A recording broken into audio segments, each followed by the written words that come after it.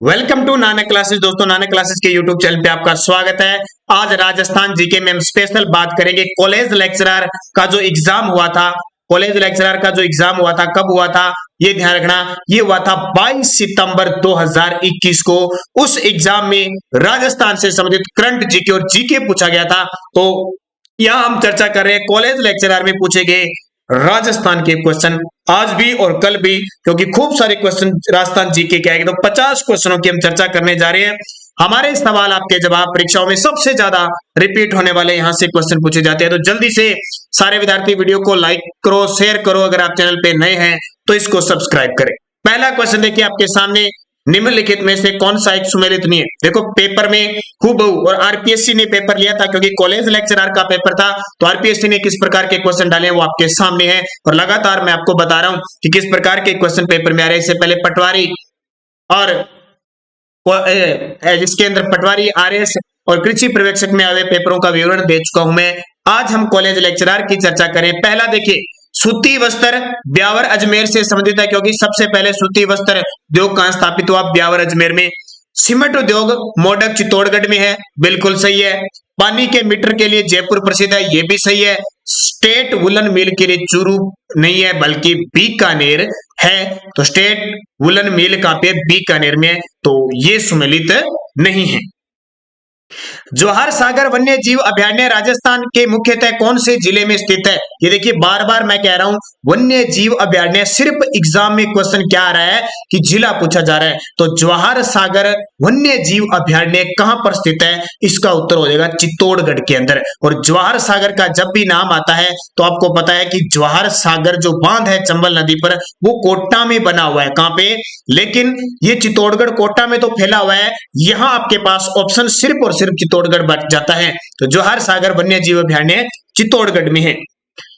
मक्का राजस्थान के मुख्यतः कौन से भाग में उत्पादित किया जाता है? देखो, कल मैंने आपको कृषि पर्यवेक्षक का पेपर बताया था, उसमें भी क्वेश्चन आया हुआ था कि मक्का कहां होता है, और उसने तो स्पेशल जिले पूछे थे, जैसे भीलवाड़ा, चित्तौड़गढ़, उदयपुर। यहां इसने सिर्फ इतना पूछा कि मक्का राजस्थान के किस क्षेत्र में होता है। तो आपके दिमाग में यह रहना चाहिए कि मक्का राजस्थान के दक्षिण और दक्षिण पूर्वी क्षेत्र में होता है। खास करके वर्तमान में 2017-18 की कृषि रिपोर्ट के अनुसार सबसे ज्यादा मक्का भीलवाड़ा में हुआ है। भीलवाड़ा, चित्तौड़गढ़ और उदयपुर। और वैसे उदयपुर साइड खूब होता है। तो दक्षिणी राजस्थान में मक्का, क्योंकि जो जनजाति दक्षिणी राजस्थान के, उनका प्रमुख जो भोजन है वो मक्का ही है। और मक्का किस प्रकार की फसल है? एक खरीफ की फसल है।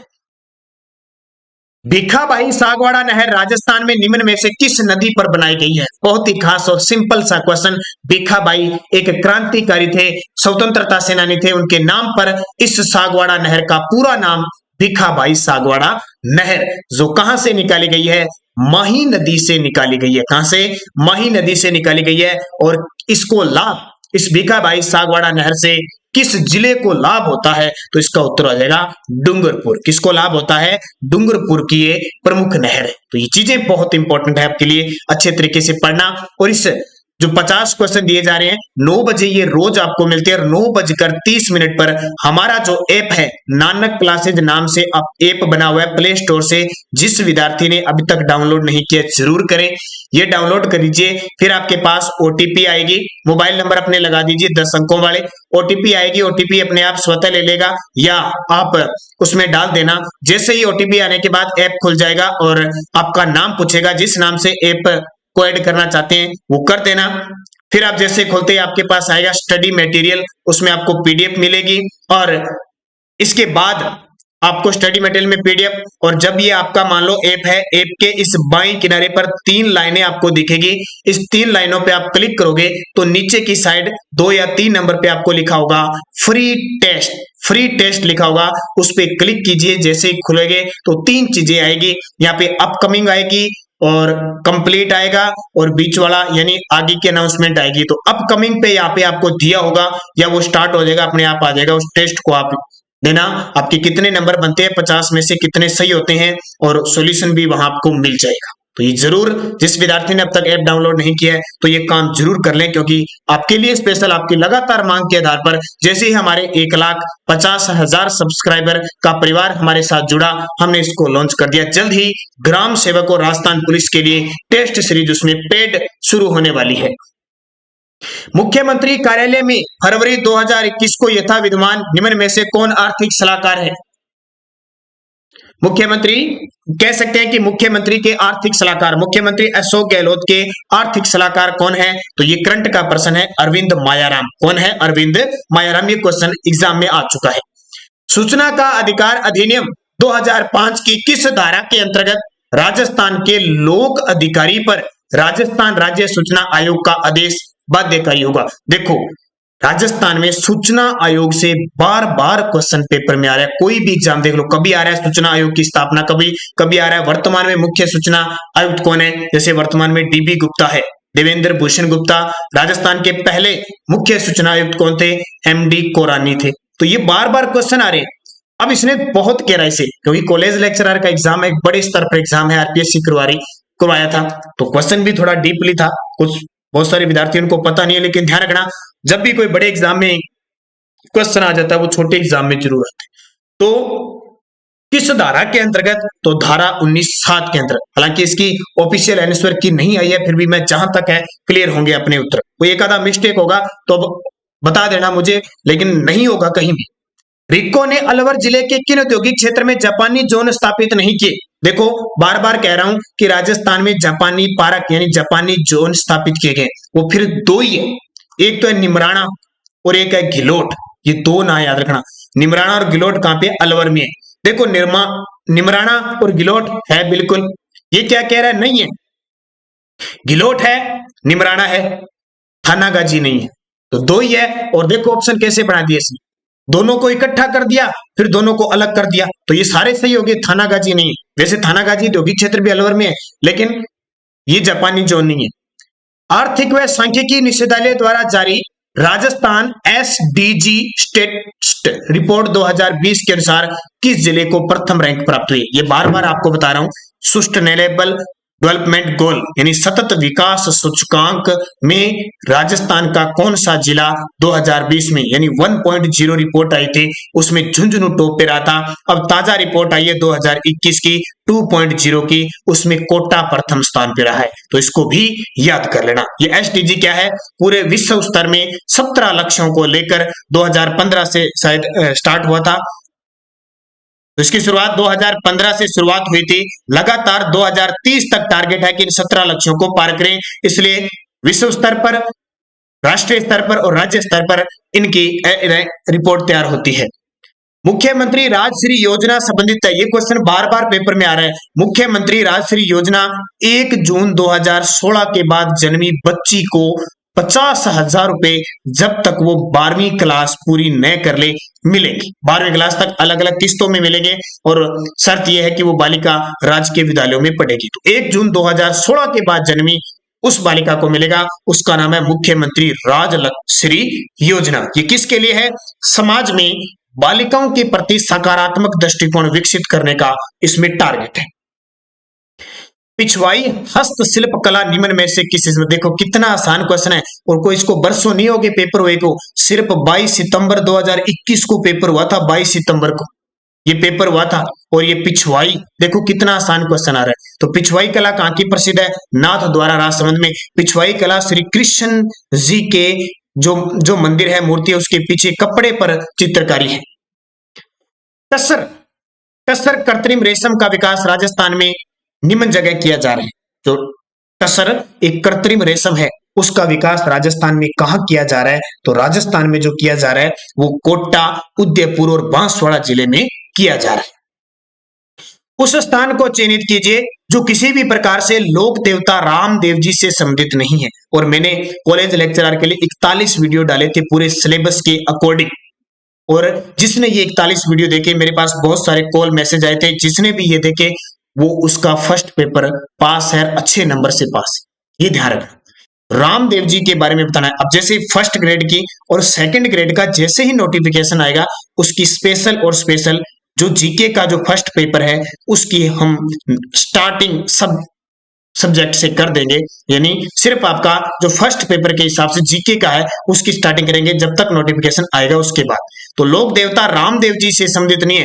देखो मसूरिया पहाड़ी अजमेर में इनका मंदिर है, पोखरण में इन्होंने भैरव राक्षस को मारा था, रुणेचा में इनकी समाधि है रामदेवरा में। तो बनेड़ा, ये बनेड़ा कहां पे है, ये बनेड़ा इससे संबंधित बनेड़ा कोटा, बनेड़ा भीलवाड़ा के अंदर है। तो इसमें लोक देवता रामदेव जी का कोई रोल नहीं है। उन दो राजपूत नेताओं को पहचानिए जिन्होंने मालदेव के विरुद्ध शेरशाह से गठजोड़ किया था। देखिए वो दो राजपूत नेता जिन्होंने मालदेव का विरुद्ध मतलब गिरी सुमेल का युद्ध हुआ था। गिरी सुमेल का युद्ध 5 जनवरी 1544 को हुआ था। इस युद्ध में मालदेव की सहायता, ध्यान रखना, मालदेव के विरुद्ध शेरशाह की सहायता एक तो विरमदेव मेड़तिया ने और एक बीकानेर के शासक राव कल्याणमल ने शेरशाह सूरी की सहायता की थी। और मालदेव के दो सेनापति के नाम याद रखना, जेता और कुंपा। तो ये आपके लिए इंपॉर्टेंट क्वेश्चन है। दादू पंथ में नागा उप संप्रदाय के प्रवर्तक कौन थे? दादू पंथ में नागा उप संप्रदाय के प्रवर्तक, देखो दादू दयाल जी से बार बार क्वेश्चन आ रहे हैं। दादू दयाल जी के 152 शिष्य थे, उनमें से 52 ऐसे शिष्य थे जो दादू पंथी स्तंभ कहलाते हैं, जिन्होंने सबसे ज्यादा दादू संप्रदाय को आगे बढ़ाया। उसमें से सुंदरदास जी जिन्होंने नागा संप्रदाय की स्थापना की थी, क्योंकि इनकी 5 उपशाखा थी, 5 उपशाखा थी, उसमें एक नागा शाखा थी जिसके संस्थापक सुंदरदास जी थे। किस लोक नृत्य में पुरिया को नृत्य का मुख्य पात्र माना जाता है? पुरिया को नृत्य का मुख्य पात्र माना जाता है। ध्यान रखना, एक तो पुरिया और एक राई, दो चीजें आपको याद रखनी है। और ये नृत्य है राई। इस राई नृत्य को गौरी नृत्य भी कहते हैं। ये गौरी नृत्य क्या होता है? भीलों का नृत्य। इसमें शिव पार्वती और भस्मासुर की गाथा होती है। भस्मासुर का रोल होता है तीनों का। इसमें पार्वती को तो राई कहते हैं और शिव को कहते हैं पुरिया। क्यों कहते हैं? क्योंकि वो त्रिशूल लिए हुए जो व्यक्ति खड़ा होता है ना, उसको क्या कहते हैं? पुरिया कहा जाता है। ये पेपर में आपके क्वेश्चन आ गया, ये पेपर में आपके क्वेश्चन आ गया पुरिया। अब इस नृत्य में क्या है? राई पार्वती को कहते हैं, इसलिए इस गौरी नृत्य को राई नृत्य भी कहा जाता है। तो कितना इंपॉर्टेंट क्वेश्चन है, देखो। निम्न में से किस शैली में मध्यकालीन साहित्यिक रचना रसराज को चित्रण के विषय के रूप में प्रयुक्त किया गया? तो मारवाड़ में रसराज को चित्रण के विषय के रूप में प्रस्तुत किया गया। कहां पे? मारवाड़ में। निम्न में से कौन सा तत्ववाद यंत्र है? मैं बार बार आपको कह रहा हूं, 3 आपको याद ही रखने, कामेचा, अलगोजा और रावण हत्ता। हाल ही में इन पर डाक टिकट जारी हुआ है, इसलिए बार बार पेपर में आ रहे हैं। तो कौन सा तत्ववाद यंत्र नहीं है, एक तो ध्यान रखना। देखो कामेचा है, जंतर है, रबाज है, अलगोजा सुशीर वाद्य यंत्र है। सिंपल सा क्वेश्चन आता है वाद्य यंत्रों में से।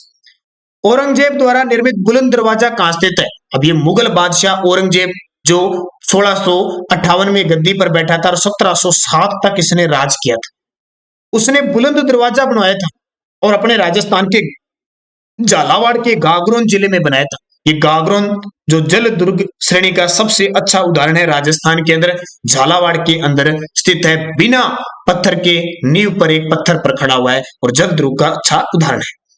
निम्न में से कौन सा प्राचीनतम मंदिर है? अब ये क्वेश्चन आ गया, इनमें से कौन सा सबसे प्राचीनतम मंदिर है? तो देखिए आबानेरी का हर्षद माता मंदिर, उदयपुर का जगदीश मंदिर, रणकपुर का पार्श्वनाथ मंदिर और नाथद्वारा का श्रीनाथ मंदिर। तो सबसे पुराना देखें तो आबानेरी का हर्षद माता मंदिर है, जो गुर्जर प्रतिहार शैली में बना हुआ है। बाकी ये सब में ये रणकपुर है, ये आपके कुंभा के समय बने हुए। तो कुंभा अभी, क्योंकि ये जो है वो 7वीं 8वीं शताब्दी के आसपास बने हुए हैं, तो ये हर्षद माता का मंदिर पुराना है। नाथद्वारा श्रीनाथ जी का मंदिर राज सिंह के समय बना हुआ है 17वीं शताब्दी में, ये 15वीं शताब्दी में बना हुआ है। और ये जगदीश मंदिर भी मेवाड़ है, जगत सिंह के समय बना हुआ है 16वीं शताब्दी में। तो ये सारे नए हैं, जबकि इनमें सबसे प्राचीन है आबानेरी का हर्षद माता मंदिर। असुमेलित बताइए, देखो मेवाड़ में जो पर्वतीय क्षेत्र है वहां गिरवा की पहाड़ी है, बिल्कुल सही है, गिरवा की पहाड़ी है। उदयपुर में तस्तरी नुमा। हड़ौती का जो पठार है वहां मुकुंदवाड़ा की पहाड़ियां हैं, बिल्कुल अर्धचंद्राकार पहाड़ियां हैं। शेखावटी प्रदेश अंत प्रवाहित अपवा तंत्र है, बिल्कुल सही है, यहाँ पे कांतरी नदी बहती है। घग्गर का मैदान भीड़ क्षेत्र कहलाता है, ये बात गलत है, इसको कहते हैं नाली क्षेत्र कहा जाता है। तो ये असुमेलित हो गया।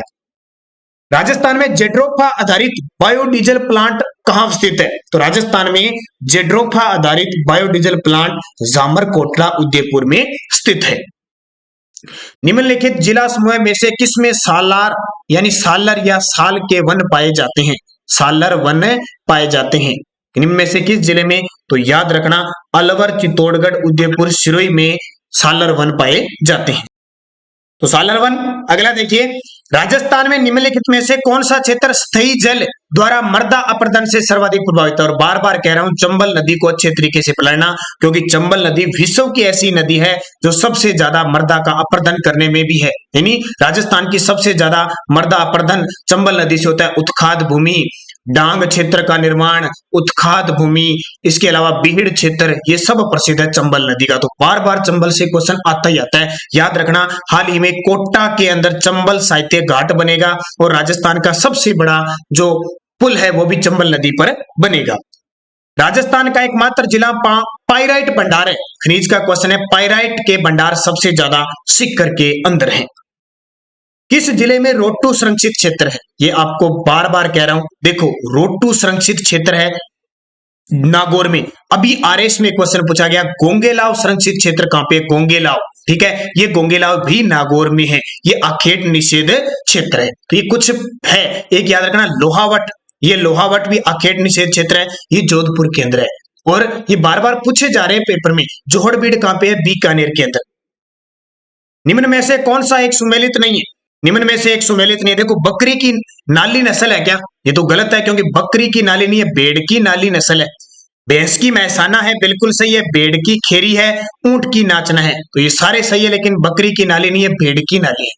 पुगल, नाली, मारवाड़ी, चोकला, शेखावटी, सोनाड़ी, ये सारी किसके? भेड़ की। ये क्वेश्चन सीधा सीधा पशुओं में आ गया। 2011 की जनगणना के अनुसार राजस्थान का कौन सा जिला ग्रामीण लिंगानुपात 1000 से अधिक है? देखो सीधा लिंगानुपात पूछे तो ऐसा कोई जिला नहीं है जो 1000 से ऊपर है। टॉप पे है 994 डूंगरपुर, लेकिन एक ऐसा जिला है जो ग्रामीण लिंगानुपात को 1000 से ऊपर पार कर चुका है, 1003 है, वो है पाली। कौन सा है? पाली। निम्न में से कौन सा सही अनुच्छेद नहीं है? कौन सा अनुच्छेद सही नहीं है? देखो अनुच्छेद 155 क्या कहता है कि राज्यपाल को पद से हटाया जाना चाहिए, ये कह रहा है, तो ये तो सही है। राज्यपाल को पद से राष्ट्रपति हटाता है, तो 155 सही है।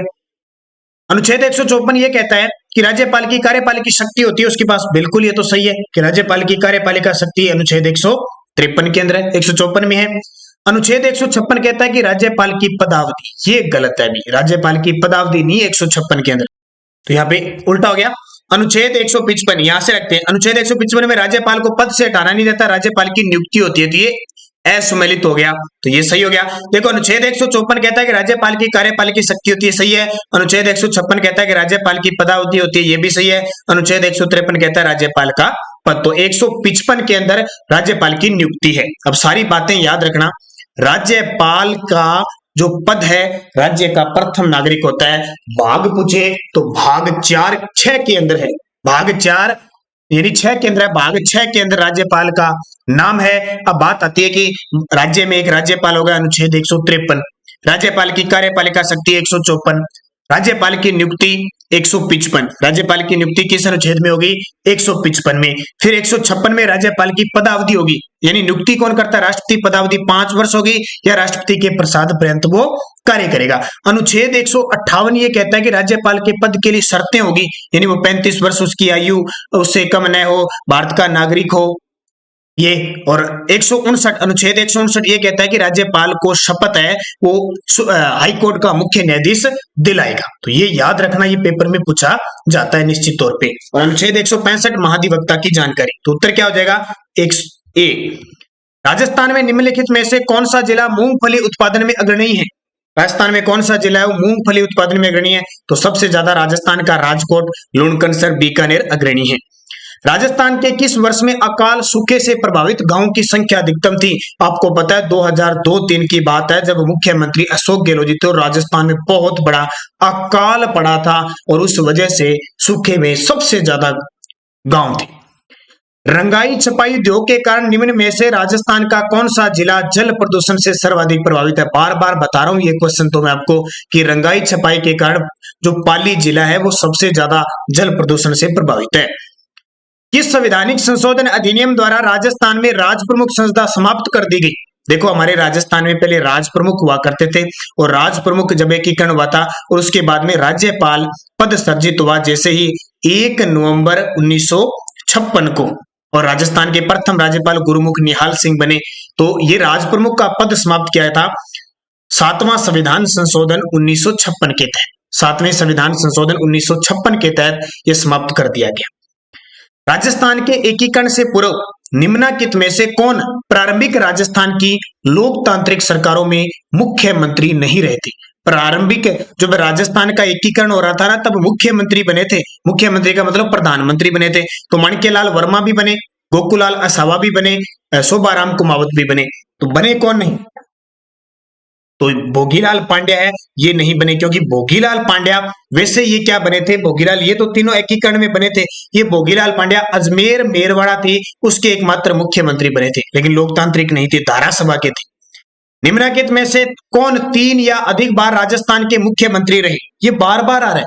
आरएस में देखा, पटवारी में देखा और यहां इससे पहले कॉलेज लेक्चरर में देखा। तो ये बार बार आ रहा है। ऐसे प्रधानमंत्री जो 3 या अधिक बार राजस्थान के मुख्यमंत्री रहे, तो भैरव सिंह शेखावत भी 3 बार रहे थे, मोहनलाल सुखाड़िया भी रहे थे, हरिदेव जोशी भी रहे थे। यहां देखो दूसरे ऑप्शन में शिवचरण माथुर 2 ही बार रहे थे, शिवचरण माथुर कट गया, तो अपने आप उत्तर आ गया भैरव सिंह शेखावत, मोहनलाल सुखाड़िया, हरिदेव जोशी। तो इनको याद करना, मुख्यमंत्री से बार बार क्वेश्चन आ रहा है।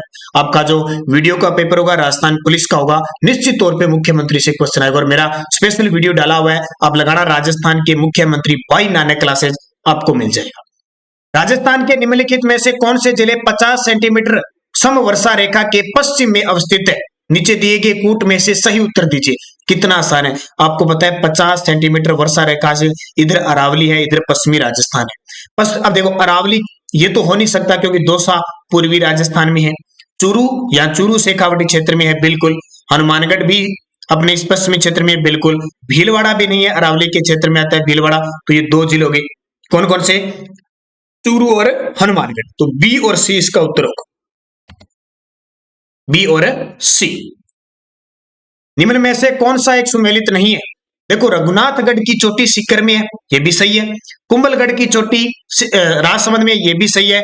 जरगा चोटी उदयपुर में, ये भी सही है। अच्छा सॉरी, कामनाथ की चोटी सिरोही में, ये भी सही है। जरगा कुंभलगढ़ के अंदर है, ये ध्यान रखना। जरगा चोटी कहां पे है? ये राजसमंद के अंदर है। जरगा की पहाड़ी उदयपुर में है। ये रघुनाथगढ़ सीकर में है, कुंभलगढ़ राजसमंद में और जरगा उदयपुर में, सही है। लेकिन कामनाथ सिरोही में नहीं है। ये कामनाथ कोई चोटी नहीं है, कमलनाथ चोटी है। कौन सी है? कमलनाथ चोटी है। तो ये सुमेलित नहीं है। निम्न में से कौन सा एक सुमेलित नहीं है? देखो सोम नदी बिछामेड़ की पहाड़ी से निकलती है, सही है।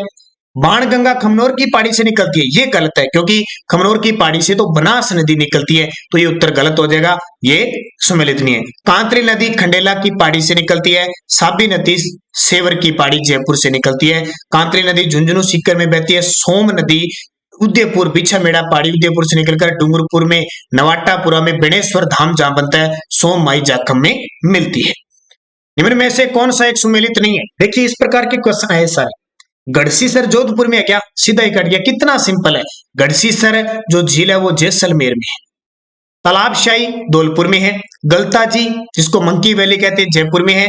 बंद बरेठा भरतपुर में है। तो उत्तर क्या आ जाएगा? गढ़सीसर। और सुबह 7:15 पर हमारी राजस्थान करंट अफेयर्स की क्लास आती है, वो आपके लिए बहुत इंपॉर्टेंट है, क्योंकि ग्राम विकास अधिकारी, Rajasthan police, PTI, 2nd grade, 1st grade और कंप्यूटर, इन सब में राजस्थान का बहुत ज्यादा वेटेज है। तो ये बहुत आपको कारागर साबित होगी। अगर जो विद्यार्थी अभी शुरुआत से इसकी तैयारी करने लग जाएगा तो निश्चित तौर पे आपको बार बार इधर उधर किताबें फरोलनी नहीं पड़ेगी। राजस्थान के एक प्रारंभिक रचना रणमल छंद के रचनाकार थे। राजस्थान की एक प्रारंभिक रचना है रणमल छंद, उसके रचनाकार थे श्रीधर व्यास। राजस्थानी भाषा संस्कृति में डिंगल है। देखिए एक डिंगल नाम सुना है और एक पिंगल नाम सुना है। अब इसने तो कुछ दिया नहीं भी कौन सी पिंगल का ग्रंथ है, कौन सा डिंगल, इतना ही पूछ लिया डिंगल क्या है। तो ये काव्य की शैली है। क्या है?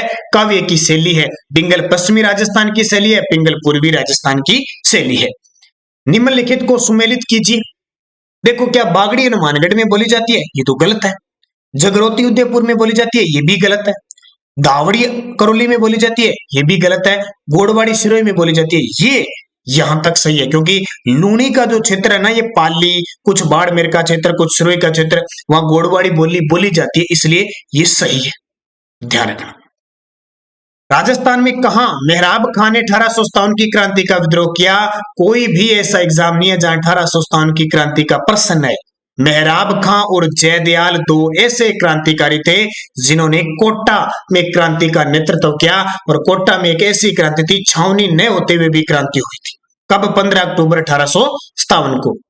निम्नलिखित में से कौन सिक्कर किसान आंदोलन से संबंधित नहीं था? अब देखिए, ये क्वेश्चन वैसे बहुत ही अपवाद है, इसका उत्तर क्या माना जाए ये पता नहीं है, लेकिन मैं आपको बताता हूं, सिक्कर किसान आंदोलन का सीधा सीधा संबंध नैनूराम शर्मा नहीं थी, क्योंकि नैनूराम शर्मा हड़ौती क्षेत्र से संबंधित रखते थे, तो इनका कोई लेना देना कृषक आंदोलन नहीं था, इसलिए इसका उत्तर ये होता है। अगर किसी विद्यार्थी को ये तीनों पता नहीं है ना, ये अच्छा, ये भी आगे, ये राम नारायण चौधरी भी आगे यहाँ, तो लैपी या उत्तर इसका ये माना जा सकता है, लेकिन इसको एक बार यहां साइड में मैं करके छोड़ देता हूं इसको उत्तर को, हालांकि मैंने इसका उत्तर नैनूराम शर्मा ही माना है। अब इसका उत्तर क्या सही होगा, ये जब ऑफिशियल अब तक इसके आंसर की नहीं आई है, तो इस क्वेश्चन को यही छोड़ देते हैं। तो आपको इस क्वेश्चन को या तो मैं डिलीट के रूप में मान लेता हूं, कोई आप अगर किसी को एकदम बिल्कुल सही हो तो ही है, नहीं तो ऐप में अगर इस क्वेश्चन को दिया हुआ है, ऐप में कोई विद्यार्थी इस पे कमेंट न करें, इसको जैसे वैसे पढ़ा रहने दें, जब आएगा तो इसका उत्तर मैं जरूर बताऊंगा। अलाउद्दीन का सेनानायक जो रणथंभौर अभियान के दौरान मारा गया, अलाउद्दीन खिलजी का एक सेनानायक था जिसने रणथंभौर पर 1299 ईस्वी में आक्रमण किया था। उस समय शासक थे हमीर देव चौहान। अलाउद्दीन के दो सेनापति थे, एक तो नुसरत खां और उलुग खां, दोनों ही थे, चचेरे भाई थे। इन दोनों में क्या है, जैसे ये रणथंभौर पर आक्रमण करते हैं, इधर से भीम सिंह और धर्म सिंह दो सेनापति हमीर देव के आते हैं, दोनों के बीच छोटी मोटी झड़पें होती है, और इस झड़प में अलाउद्दीन खिलजी का सेनापति नुसरत खां मारा जाता है और इधर से भीम सिंह मारा जाता है। तो यहां से याद रखना, नुसरत खां मारा गया, उल्लू उड़ गया, उलुग खां। कर्मसोत कुल निम्न में से किस राजवंश से संबंधित है? तो कर्मसोत कुल है वो राठौड़ों से संबंधित है। ये भी थोड़ा गहराई से क्वेश्चन आया था, ये दोबारा रिपीट हो सकते हैं। निम्नलिखित में से कौन आमेर के शासक मान सिंह प्रथम के संरक्षण में था? तो आमेर के शासक मान सिंह प्रथम के शरण में था जगन्नाथ। राजस्थान राज्य क्रीड़ा परिषद द्वारा श्रेष्ठ खेल प्रशिक्षकों को दिया जाने वाला अवार्ड, देखो राजस्थान के अंदर जो गुरु होते हैं, कोच होते हैं ना, कोच, उनको गुरु विशिष्ट अवार्ड दिया जाता है। और हमारे देश के अंदर जो गुरु होते हैं उन्हें कौन सा द्रोणाचार्य अवार्ड दिया जाता है, जो हाल ही में अभी प्रदान किए गए। राजस्थान सरकार ने ओलंपिक एशियाई राष्ट्रमंडल खेलों का नगद इनाम बढ़ाने का निर्णय लिया। अब ओलंपिक खेलों में स्वर्ण पदक जीतने वालों को कितनी राशि दी जाएगी? तो अभी ओलंपिक हुआ है, सरकार ने घोषणा भी कर दी कि ओलंपिक में आप स्वर्ण लाओ हम 3 लाख रुपए देंगे, 3 करोड़ रुपए देंगे, आप रजत लाओ हम 2 करोड़ देंगे, आप कांस्य लाओ 1 करोड़ देंगे। तो इसका फायदा उठाया अवनी लेखरा ने, एक स्वर्ण जीत लिया और एक कांस्य जीत लिया। इसका फायदा उठाया कृष्णा नागर ने, स्वर्ण जीत लिया। इसका फायदा उठाया देवेंद्र झाझड़िया ने, रजत जीत लिया। इसका फायदा उठाया सुंदर सिंह गुर्जर ने, कांस्य जीत लिया। तो ये फायदे हुए, और फायदे से ये फायदा ये मिला कि इन्हें बड़े पुरस्कार मिले। अवनी लेखरा और कृष्णा नागर, हाल ही में आपको पता है कौन से अवार्ड, मेजर ध्यानचंद पुरस्कार जीता है अभी हाल। राजस्थान के किस जिले में विश्व के तीसरे बड़े क्रिकेट स्टेडियम का निर्माण प्रस्तावित है? कितनी बार ये क्वेश्चन बताया है, जयपुर के चोप गांव में, ये बार बार कह रहा हूं, जयपुर के चोप गांव में। और हाल ही में इसकी शुरुआत अभी हमारे राजस्थान क्रिकेट संघ के अध्यक्ष वैभव गहलोत ने शिलान्यास किया है, उसकी तब भी मैंने चर्चा की थी। ये आपके टोटल आज 49 क्वेश्चन थे। इस 49 क्वेश्चनों का टेस्ट आपके सामने है, रोज 9 बजे आपको मिलता है। निश्चित तौर पे आपको ये टेस्ट सुबह 7:15 की क्लास आपको सफलता दिलाएगी। और ऐप डाउनलोड कर लीजिए सभी विद्यार्थी, ताकि हर एक पहलू से आप जुड़ सके। तो धन्यवाद दोस्तों, जय हिंद, जय भारत।